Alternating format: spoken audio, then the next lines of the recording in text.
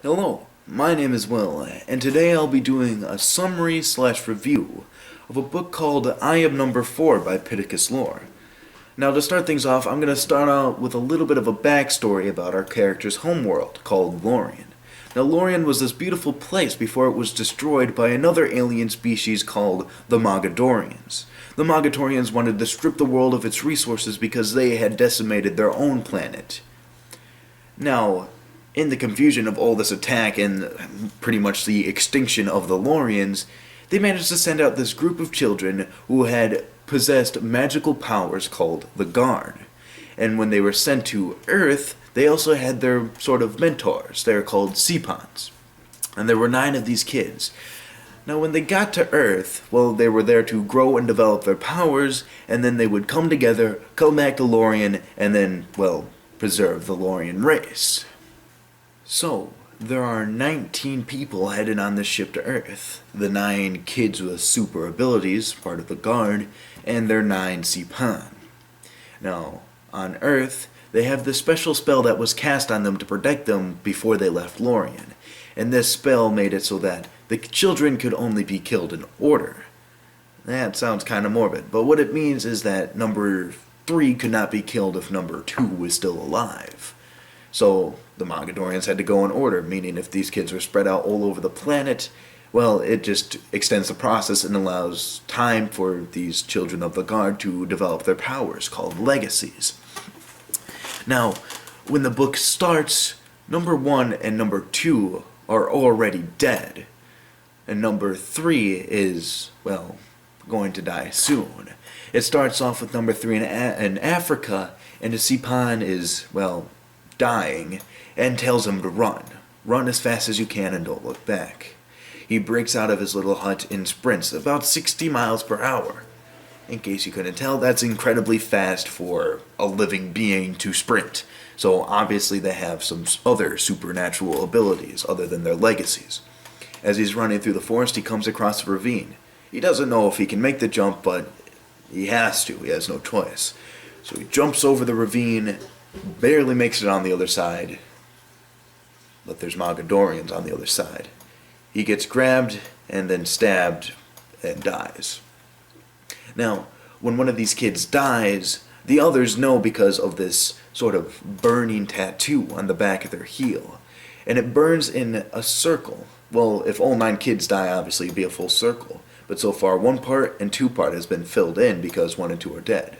And this is where we go to number 4, who's hanging out in a pool on a boat in the middle of the ocean with his friends. This is when he feels the number 3's burning tattoo on the back of his heel.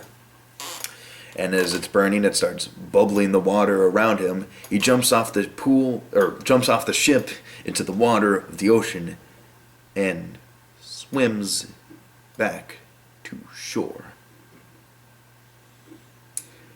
That's kind of weird. I guess he's got some sort of superpower or whatever. Makes it back to shore and tells his own Seapon, his name is Henry, excuse me, what happens. And Henry, of course, decides that it's time for them to move. See, they've been moving constantly throughout all of number 4's life. That's why they keep the Mogadorians off their trail. So they burn all their previous identification and settle on this place called Paradise, Ohio. It's a small town, and you may think that's kind of weird because, well, in a small town, everybody knows everybody. But the way they see it is, well, if somebody's acting strange, well, they can tell if it's a Mogadorian or not more easily rather than them being able to hide in a big city like New York. So, when they get to Paradise, they move in. Henry brings all his computer equipment so that way he can monitor all of the current events and see where the Mogadorians are, or even some of the other children of the Guard are.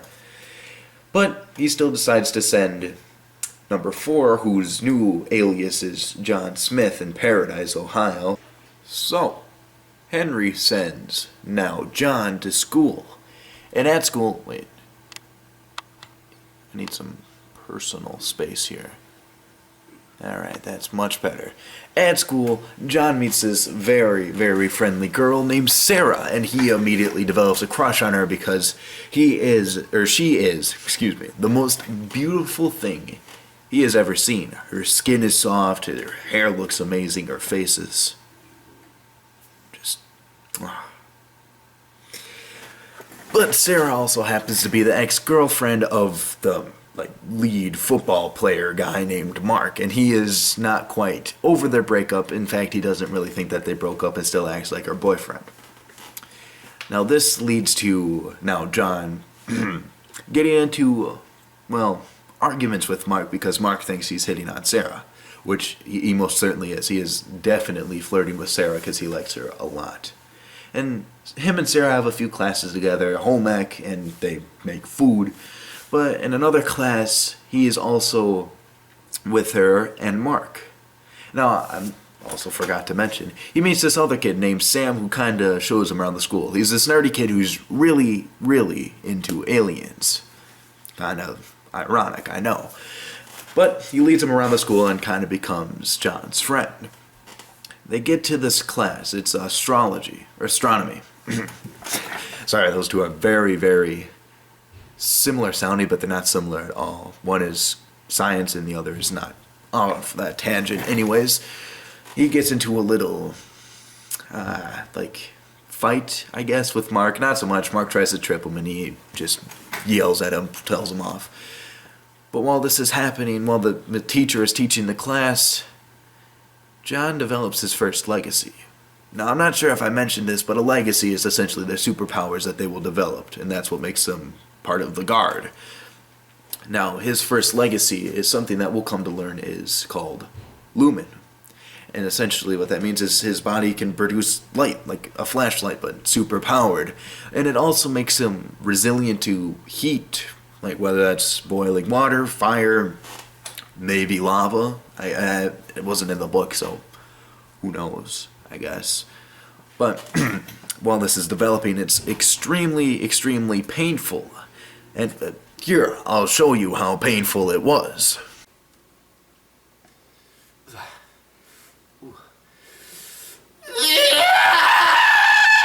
Wasn't that just wonderful? Such a great actor. Anyway, so after he runs away from his hands burning, he runs into this abandoned classroom. Abandoned is just empty, locks the door, and calls Henry to come pick him up from school. Henry comes and picks him up, and he just blames the whole thing on asthma, even though it was clearly not asthma. I guess, you know what? Whatever. So Henry brings him home and gives him gloves to hide his glowing hands because he can't really control it. You see, a Sipan's duty is to teach them how to control their legacies, and this is the first of many that he'll get. So what Henry does is he brings out this big chest. This chest, all the Sipans brought for their own child of the Guard from Lorien, and it has Lorien relics such as, well, healing stones as we come later, and other artifacts from there. Now this one stone is used to rub up and down the arm and rest of body, so that way it spreads the heat resilience and light, and this is what allows John to control his power more and more easily. So a Sipan's duty is essentially just help them train and be able to use their legacies. Interesting. Interesting.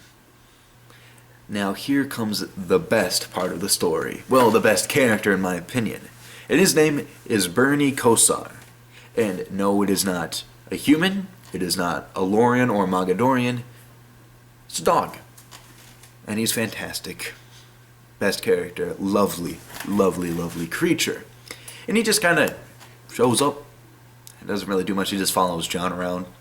They adopt him, feed him, and he eats like he hadn't eaten in months, so they think he's just kind of just left behind from the previous house owners. We'll come to find later that Bernie Kosar is very, very special and is in fact from Lorien, which just makes him even better. So he is just by far my favorite character. Now while we are introduced to this fantastic character, another thing kind of happens that's pretty bad. See, while this is all happening, John is developing his friendship with Sarah. He's trying to become her boyfriend, and his actual friendship with Sam. And this all kind of culminates to them going on a hayride trip in Halloween. Sarah brings one of her friends, and John brings his friend, well, Sam, yeah, of course. They go on the hayride, and the people that are scaring them while they're on the hayride is the football team. You may be able to tell how this can go south fairly quickly. So, Mark's dad is apparently part of, like, the police force, and he gets every single member of the football team a bunch of night vision goggles. So, the hayride stops, they all get off, and then they're jumped by the entire football team, which is kind of crazy. Sarah's kidnapped. Sarah's friend just kind of, disappears. I think she may have been kidnapped too. Sam gets jumped and beaten the crap out of, and then, of course, John is jumped. But, see, John has super strength and his lumen, his legacy, so he starts blinding people and then beating them up, taking off their night vision goggles and just chucking them off into the woods, probably miles away. So he beats off the guys on him, beats off the guys on Sam, and as they're running to go and find Sarah, Sam sees his legacy, or sees John's legacy. Which is, of course, kind of bad news because this kid is kind of an alien freak. So, he's obviously freaked out that his friend can make his hand glows and thinks he's probably not quite human. But anyways, John goes and finds Sarah, who is being held hostage by Mark and the rest of his football gang, who he then proceeds to throw into a river, tells Mark to go away, saves Sarah, and kisses her. This is where their relationship really, really starts. But Sam isn't quite right. He doesn't quite trust John so much anymore. He's quite weirded out by this experience. And we'll kind of figure out why later, but his distrust leads to, honestly, one of the more exciting scenes in this book, which I will now reenact for you. Yo, Sam, you down here? Yo, man, how come you haven't been answering any of my calls or texts? I'm worried about you. Sam? Are you alright? Tell me, John, are you even from this planet? Are you an alien? What? Are you crazy? Yeah, I'm from Lorien, and I've got these superpowers. Dude, what's wrong with you? You didn't answer my question. Are you, or are you not, an alien? Jesus, dude. No, I'm not an alien. God, put that thing down. Alright. Sorry, I overreacted a little bit. I'm just a little freaked out from the night before. Sorry, man. Wow. That was intense. So, John is obviously kind of thrown back by Sam's sudden hostility towards him. But of course, Sam, forgives him, or not really forgives him, but just kind of like puts away his suspicions for a while. But then he explains why he has a fascination in aliens. He explains that he thinks his father was kidnapped by aliens, or abducted, because one day he was going to the store, and the next day he was gone. Now, it's not like your kind of other deadbeat father stories, because his glasses was left there, and so was his, truck, his favorite truck, not something you would leave behind if you were trying to ditch your family. It kind of looks like a kidnapping. But nothing really comes over to it, so Sam tries to explain it away with aliens. Now while Sam's explaining the story, John is kind of looking around, looking at all his alien stuff. And then he finds a magazine. And guess what this magazine mentions?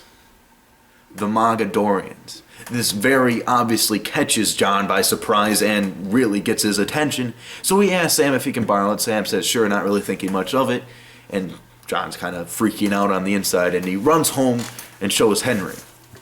Henry immediately gets really suspicious about this, and it's just kind of like, alright, so these guys might know something, so maybe we can find some other children of the guard and their Sipans.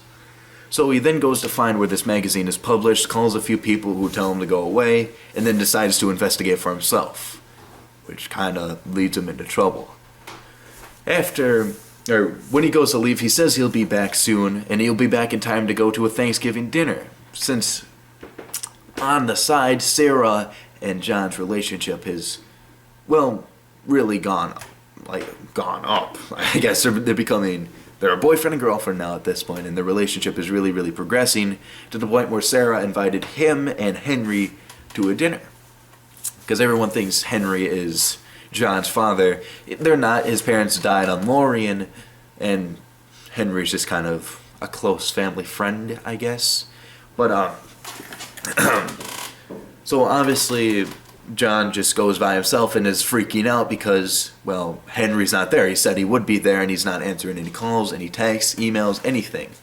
And he's quite, normally freaked out about it. Accidentally destroys Sarah's camera. She's a photographer. I kind of forgot to mention it. It's not really an important character detail, but anyway, crushes her camera through telekinesis. This will come more important later because it's another one of his abilities. But after this, he freaks out, tells Sarah that he has to go because he's not feeling well. But instead of going home, he goes to Sam's. And he goes to Sam's to ask Sam for his dad's pickup truck and asks if he knows how to drive. He says no, but he has the keys, so they decide to go on an adventure. They get in his dad's truck and drive all the way to where Henry was going to go. They get there and something seems off about this guy walking down the street. They don't really know why, he's just kind of suspicious walking out of this building where they think Henry is. So John tells Sam to follow the guy and tell him if he's coming back, just call me. And he goes inside to look for Henry. Inside he finds this other big burly guy who attacks him with a baseball bat. He obviously defeats him, finds Henry taped up downstairs. This is when Sam discovers that the other guy is heading back. And we find out later, has a gun. Sam isn't able to get a hold of John because John is freeing Henry. So the other guy gets downstairs, pulls out a gun, and that's when John reveals his telekinesis to Henry, who is very surprised when John stops the bullet in the air and then proceeds to just, beat up the other guy. So then they go upstairs looking around, and then there's another guy. And they take him and they torture him. Not like waterboarding, they just kind of lift him up and turn him upside down with the telekinesis. And he gives them answers. Apparently the Mogadorians did not quite like being featured in one of their papers, so they went over and threatened the guy's family and, well, scared them pretty badly. Now, while they're upstairs looking through all their info and stuff, trying to see if they find any more information on the Mogadorians, the Mogadorians show up. They break into the house, and John, Sam, and Henry barely escape because John grabs Henry, and Sam just jumps all the way across the street onto another building onto the roof. I just think that's kind of crazy. But they get back into Sam's dad's truck and drive home. Yeah. But now they know the Mogadorians are on the trail, which also, upsets Henry because, oh my god, they're really close. We need to move immediately. John obviously doesn't want to move because he's good friends with Sam, and he's got a great relationship going with Sarah. So he really doesn't want to know. And manages to convince Henry that they shouldn't leave because the Mogadorians don't know where they live. They just had a run-in with them. Honestly, kind of stupid. And as much as I can sympathize with John for this, they really should have just left. It would have saved a lot of trouble. But now that they're back, they're worried about Sarah. And because, well, the Mogadorians could be looking for them anywhere, so he wants to go and find her. So he goes to school and discovers that it's... See, this is one of the weirdest parts of the book, because the school has Sarah in it, but it's also abandoned, because there's darkness everywhere. The Mogadorians bring it with them when they go to war, so the Mogadorians are there. But when he goes and finds Sarah, she's in her class, but then they're attacked by the Mogadorians, like the entire army, and there's this huge fight. So that, I guess I didn't really understand that part. The fight scene was fantastic, because along the way, all of a sudden, number 4 is just tackled, and then it's revealed that,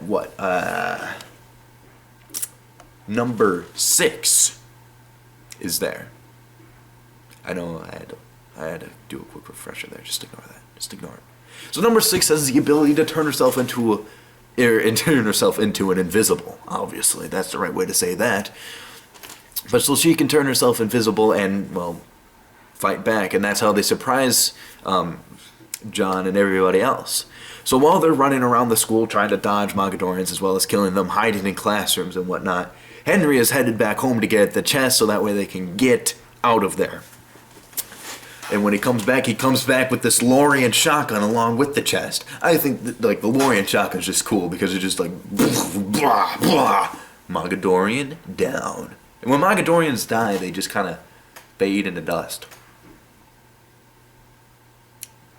That's interesting little detail there. I didn't really know they could die until that point. But anyway.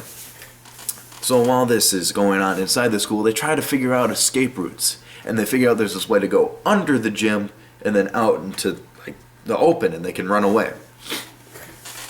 So they decide to do that.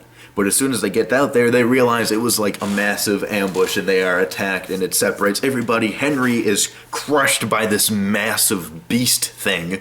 I don't even know what it's called. Let me check. Let me check. So Henry is crushed. I don't know what it's called. But this massive beast is chasing them around, crushing everything. And this is the best part. So, John and this big beast, or like this, no, not the beast, this big warlord, like Mogadorian, that transports them into an alternate dimension. This is like the coolest fight scene ever because there's just stabbing. It's brutal. Like, so John gets beaten the crap out of him. Like, he does not stand a chance. He's not a good enough fighter yet. He just gets absolutely demolished. And then Bernie Kosar saves the day. My favorite character. So, apparently he's a creature from Lorien that can, like, freaking shapeshift into other animals. This thing is crazy. So he comes in and just kills everything and starts fighting this big beast thing when he's himself another big beast, starts fighting, they're clawing at each other, and he gets defeated. And I'm kind of disappointing. But then he tells John through his mind to run. Just get out of here. I'm dying, but it's a sacrifice for you. So, John runs away from Bernie Kosar and runs out onto the football field, where he is kind of trapped by another massive beast. But with the encounter with Bernie Kosar revealed to him that he had another legacy, which allowed him to communicate with animals through the mind. Now he sees this giant beast and looks into its mind, and realizes that, well, it was tortured by its masters, so he manipulates it into fighting for them. This beast goes off and starts killing other things too. But then other Mogadorians show up and he's trapped. Well, there's one and he's on the ground, beaten. And Sarah shows up and just right through his face. And that Mogadorian's dead. They meet back up with Mark and Six and find Henry. He's dead. They ride off, escape. Well, John passes out. I mean, because he was tired. He wakes up in the hospital. They have Henry's body being stored somewhere safe. And he wakes up, asks what happened. Sarah and Sam and Mark explain what happened to him. And then he decides to go and burn, I guess to say. The least, well, Six is also with this. Sorry. They decide to burn Henry's body into ashes, and he says he's going to keep these ashes with him so he can spread them on Lorien, and he can be returned to Lorien, his home planet. And then it ends with Sam, Bernie Kosar, who is saved by these magic pellets that were in the chest. These are what also save Six when she is stabbed. It also saves it saves John's life, and it saved Bernie Kosar's life. Sam, John, and Bernie Kosar go out. They are moving, and they're going to go together, leaving behind Mark and Sarah. And it has this emotional final scene between Sarah and John and he says he's going to come back for her, and I guess maybe bring her back to Lorien, but for sure that he would never forget her. And that's kind of how the book ends. And honestly, I thought it's one of my favorite books that I've read, and so far it's been one of my favorite series. I'm certainly in the process of reading the rest of them, but this one I'd have to give a solid 8.5 out of 10. Because that one school scene really, really confused me, but the rest of it I loved. I love the writing, the humor, the action. It all came together, and it was just really, really entertaining. Once I picked up the book, I couldn't set it down, and I finished it in 3 days. And it's not a small book. It's 350 pages. But overall, I recommend, if you have the time, read it. It's super good. Even if you're not quite into sci-fi, it captures you into its story and narrative. It's fantastic. Thanks for watching. Bye.